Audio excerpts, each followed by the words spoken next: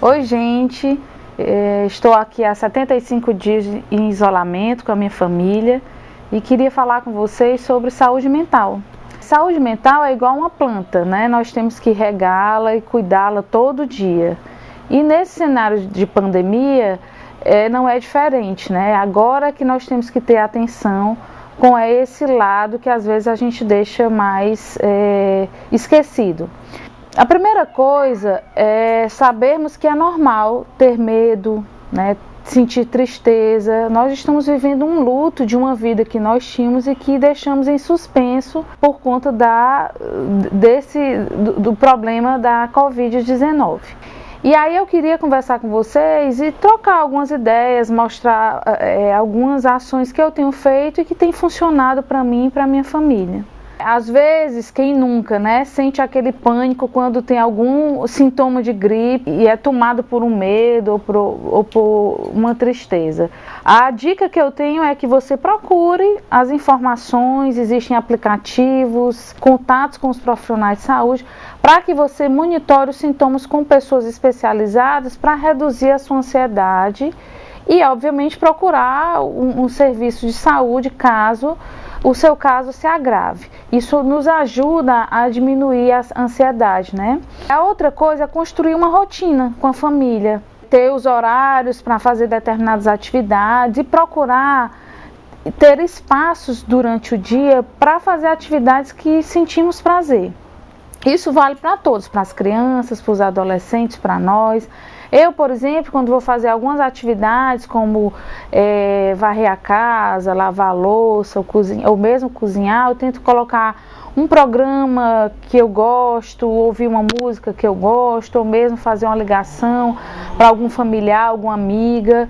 E esse é um cenário que a gente precisa muito da nossa rede de apoio, né? Então tem dias que a gente não vai se sentir muito bem, tem dias que é o colega que não está bem, e aí é importante a gente conversar, trocar esses sentimentos, né? Ou mesmo falar abobrinha ou qualquer outra coisa, porque isso ajuda a diminuir a tensão. Com relação às crianças, é muito importante que eles tenham espaço para o livre brincar, né? E que as crianças, elas são um termômetro do nosso ambiente. Então, quanto mais tenso a gente deixa ou com cobranças da escola, né, mais difícil ficam para elas administrar. Então, assim, se você tem um espaço livre, procure criar um espaço livre para as crianças poderem extravasar, brincar. Se você tem um quintal, ótimo, né, estimule isso. E para os adolescentes, a gente sugere atividades mais desafiantes, aprender a cozinhar um prato diferente, um bolo, ou fazer um curso pela internet, ou tentar aprender algo novo. Os idosos, evitar ao máximo que eles se sintam sós, né?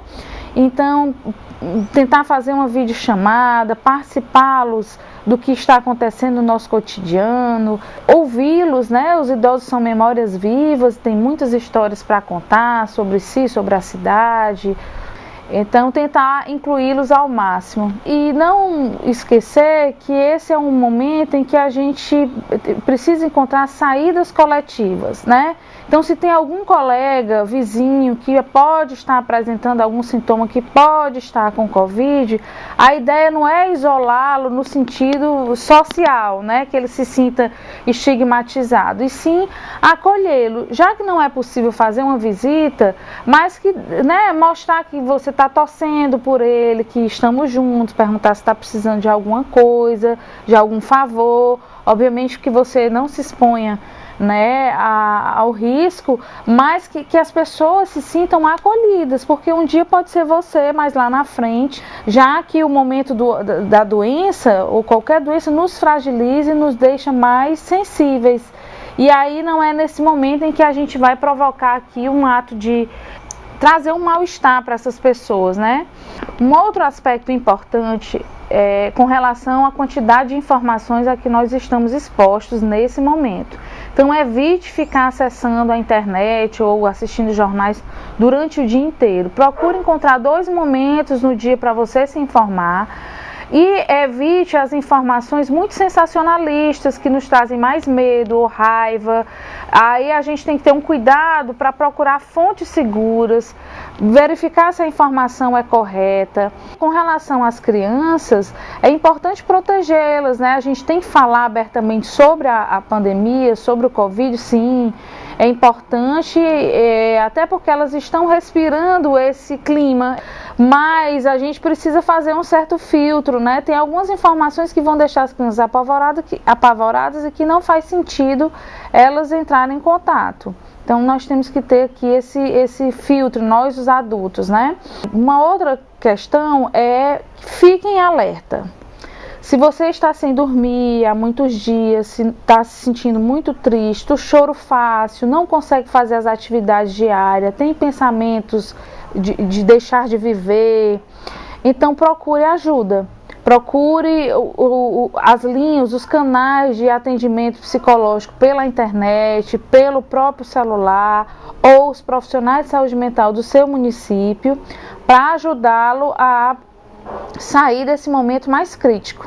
E a ideia, gente, não é construir aqui com vocês uma receita. Nós não estamos, inclusive, numa corrida, né? Quem leu mais livros, quem aprendeu mais coisas, cada pessoa encontra uma saída, uma estratégia para lidar com esses momentos de tensão.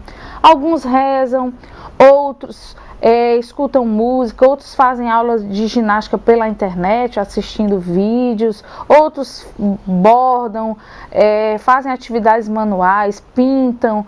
O importante é você saber que isso não é uma competição, isso é uma passagem, que a ideia é terminá-la, chegarmos ao final dessa passagem com saúde física e mental.